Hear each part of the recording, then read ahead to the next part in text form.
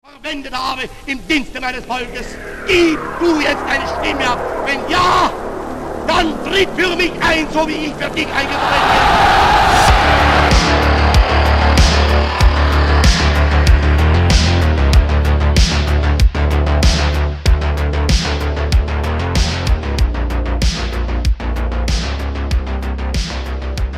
Pada 30 Januari 1933, Presiden Paul von Hindenburg secara legal mengangkat Adolf Hitler sebagai kanselir Jerman.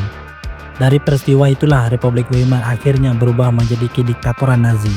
Bayangkan jika keputusan krusial itu tidak pernah terjadi, Hitler tak menjadi pemimpin, apakah dunia masih akan berujung Perang Dunia Kedua? Sejarawan Anna von der Goltz menyebut tanggal 30 Januari 1933 itu sebagai momen yang menentukan dalam sejarah global. Sebuah pertanda betapa keputusan politik kecil bisa berdampak besar pada jutaan jiwa. Kita semua tahu siapa Hitler, tapi bagaimana jadinya dunia jika ia gagal berkuasa? Temukan jawabannya dalam kisah sejarah alternatif ini. Soll er vor sich hertragen und wir werden in unserem Zeichen wieder siegen!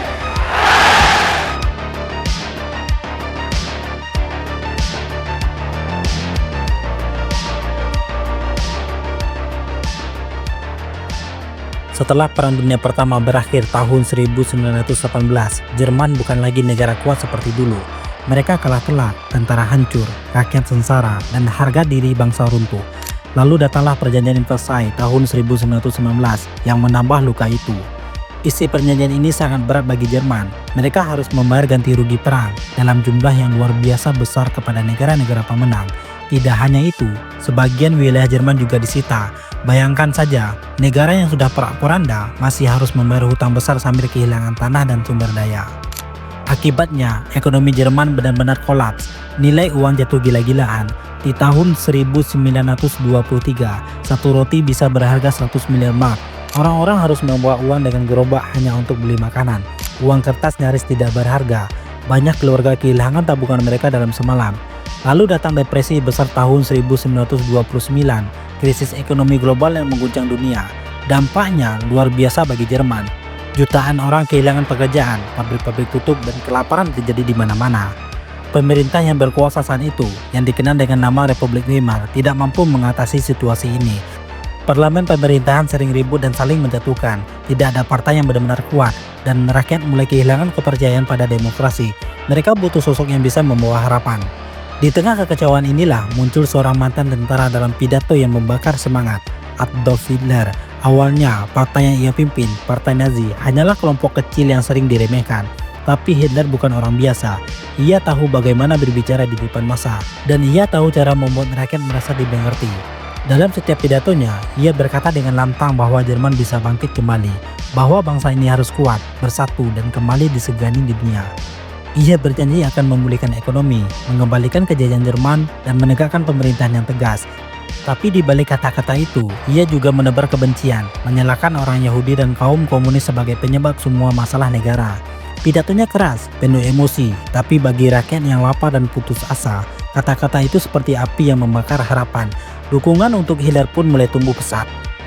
Pada pemilu tahun 1930, Partai Nazi mendapatkan sekitar 18% suara.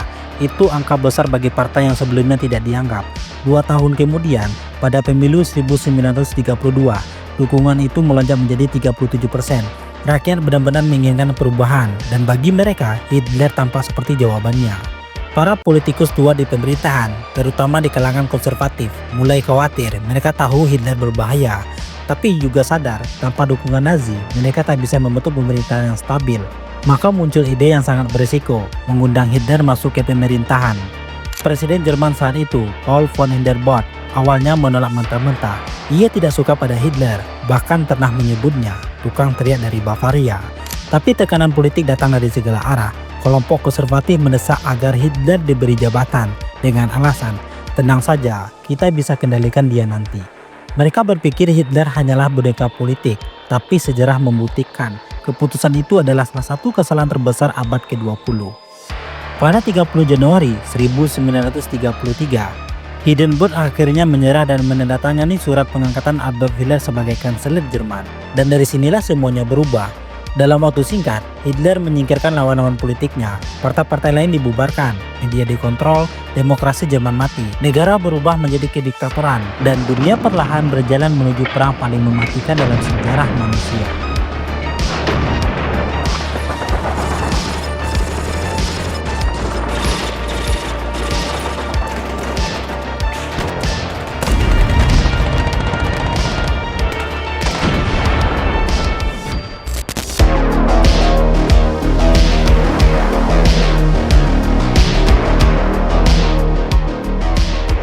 Jika tahun 1933 berjalan sedikit berbeda, jika Presiden Hindenburg tidak menandatangani surat itu, dan jika Hitler gagal menjadi kanselir Jerman, mungkin dunia yang kita kenal sekarang juga tidak akan sama. Tanpa Hitler, perjalanan Jerman bisa berbelok ke arah yang lain, mungkin tidak sempurna, tapi juga tidak akan jatuh ke jurang kehancuran seperti yang terjadi di dunia nyata.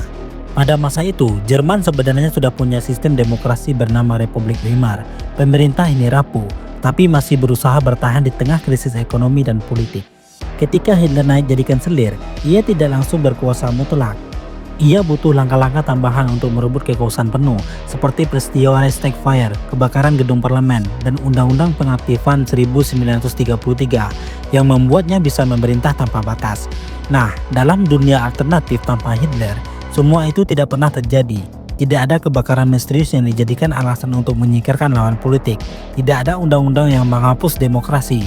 Dan kemungkinan besar Republik Weimar bisa bertahan lebih lama. Mungkin pemerintahannya tetap lemah dan sering berdebat, tapi demokrasi Jerman masih punya kesempatan untuk tumbuh tanpa cengkeraman diktator. Partai Nazi sendiri sebenarnya sangat bergantung pada satu orang, yaitu Adolf Hitler. Dialah jantung partai, pemimpin yang karismatik dan penggerak utama propaganda. Tanpa dia, partai Nazi mungkin akan kehilangan arah. Kita harus ingat, Nazi bukan hanya soal ideologi, tapi juga soal gaya dan sosok. Hitler tahu cara memainkan emosi massa dan membuat orang merasa marah sekaligus berharap. Kalau tokoh sekuat itu gagal naik, partai Nazi bisa saja pecah dari dalam. Sebagian anggota mungkin keluar, sebagian lagi melebur ke partai lain. Akhirnya partai itu hanya akan menjadi bagian kecil dari sejarah, bukan penguasa yang menaklukkan seperti yang kita kenal. Ketika Hitler berkuasa, ia langsung mengubah arah kebijakan negara. Daripada fokus memperbaiki kehidupan rakyat, ia malah sibuk membangun kekuatan militer. Dalam pidato-pidatonya itu, ia terus berbicara tentang kejayaan, perang, dan balas dendam. Ekonominya memang sangat membaik, tapi itu karena Jerman mempersiapkan diri untuk perang. Pabrik-pabrik memproduksi senjata, tank, dan pesawat. Bukan karena rakyatnya tiba-tiba sejahtera, tapi karena negara mulai hidup untuk berperang. Padahal sebelum itu, Jerman punya banyak program sipil yang sebenarnya baik, seperti pembangunan jalan raya, perumahan, dan fasilitas umum. Tanpa Hitler, fokus ini mungkin tetap berlanjut. Pemerintah bisa menggunakan uang untuk proyek sipil, bukan untuk membuat senjata.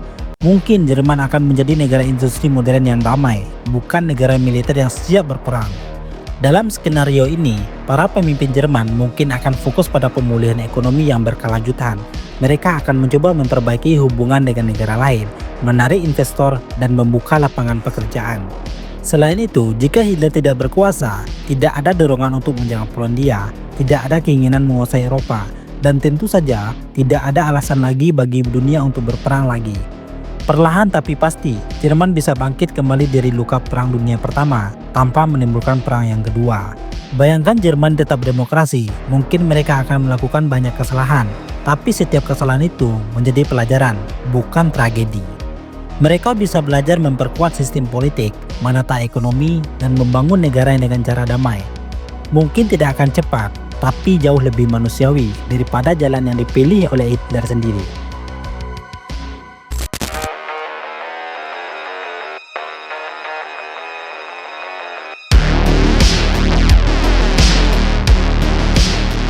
Bayangkan sebuah dunia di mana tahun 1939 berlalu tanpa perang. Tidak ada sirine udara, tidak ada ledakan, dan tidak ada pasukan berseragam abu-abu yang melintas di jalan-jalan Eropa. Jika Hitler tidak pernah menjadi kanselir Jerman, perang terbesar dalam sejarah manusia mungkin tidak pernah terjadi.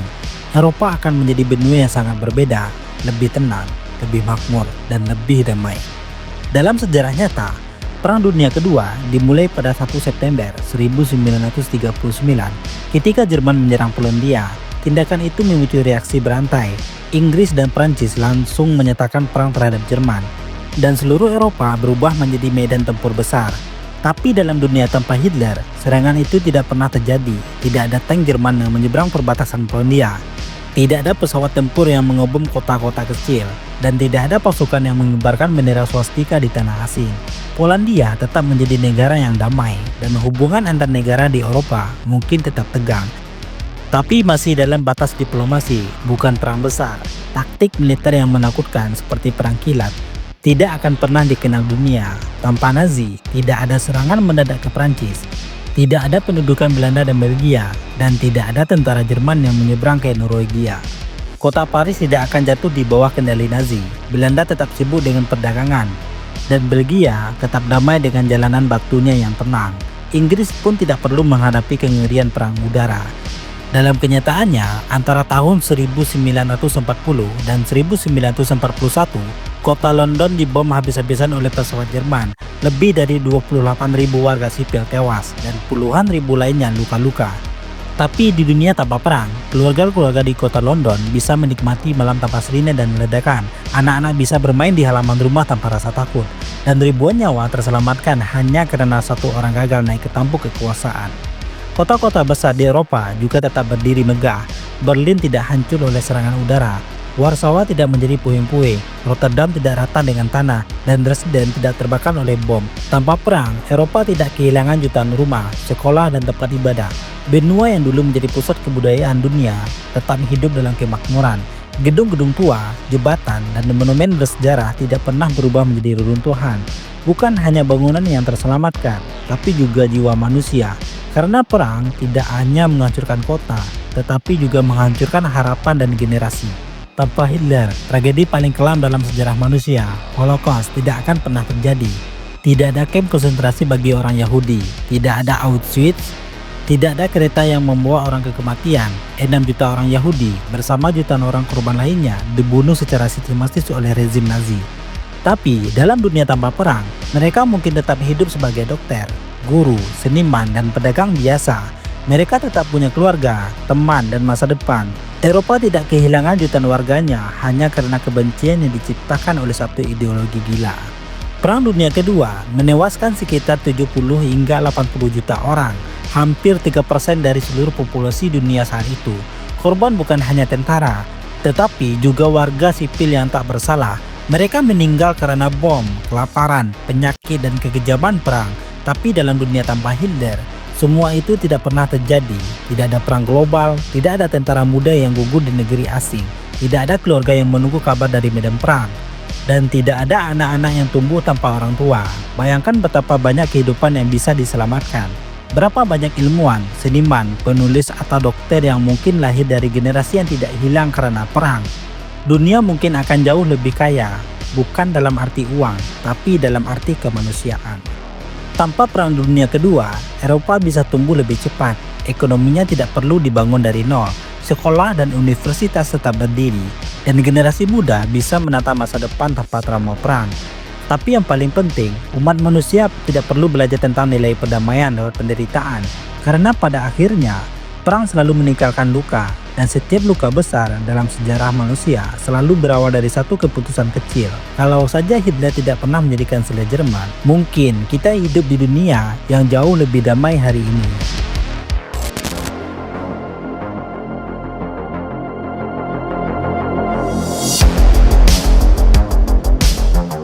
Kalau Hitler gagal naik jadi kanselir, dampaknya tidak hanya terasa di Eropa, tapi juga di seluruh dunia. Dunia tahun 1933 akan berkembang dengan arah yang sangat berbeda.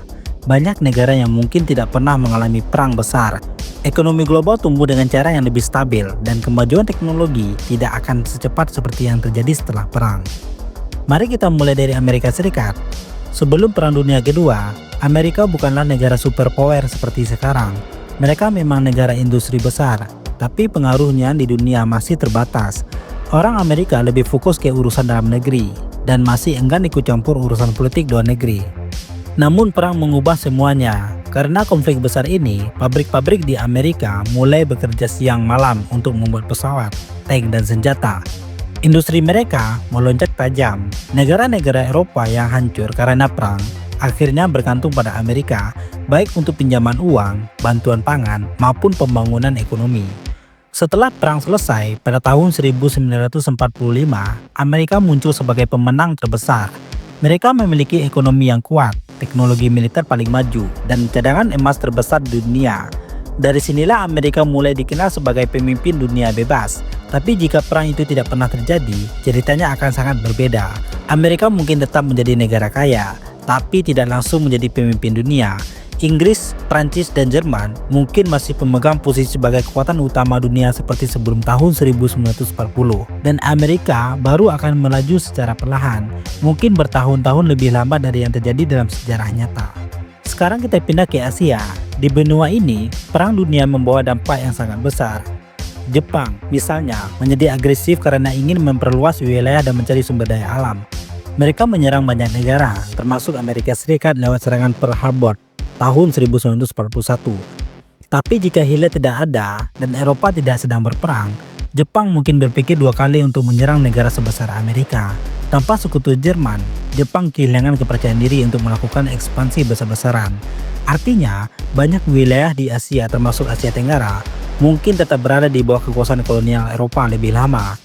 Di fakta sejarah aslinya, invasi Jepang tahun 1942 justru mengguncang dominasi Belanda di Indonesia.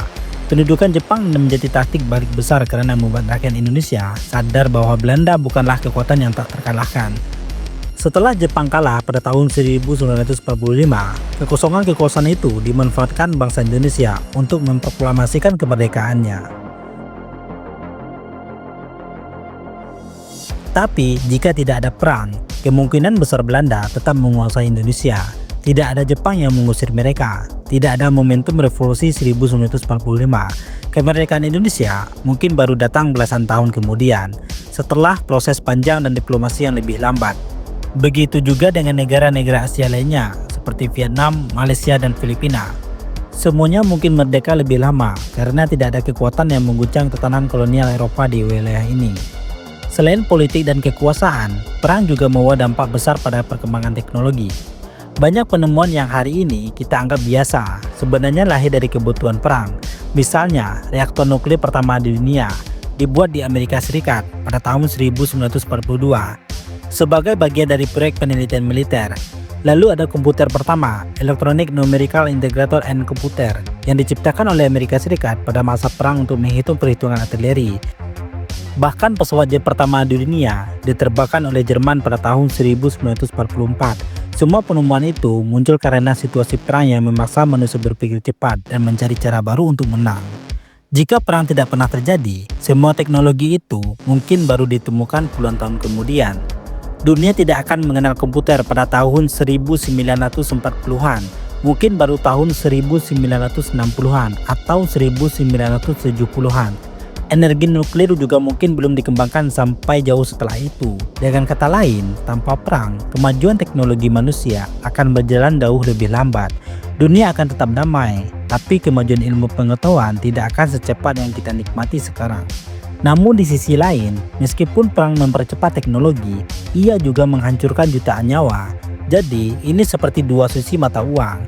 Tanpa perang, dunia mungkin lebih lambat berkembang, tapi jauh lebih manusiawi. Tidak ada bom atom di Hiroshima dan Nagasaki, tidak ada ribuan tentara muda yang gugur, dan tidak ada kota yang lenyap karena ledakan.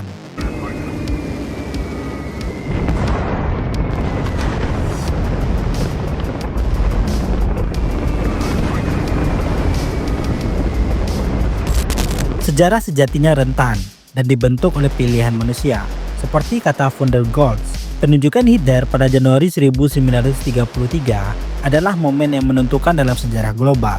Satu keputusan kecil, penunjukan, ternyata dapat mengubah hidup jutaan orang. Pertanyaan reflektif bagi kita semua, jika kita bisa kembali ke Berlin 1933, akankah keputusan itu kita ubah? Ataukah kita membiarkan sejarah berjalan sebagaimana mestinya?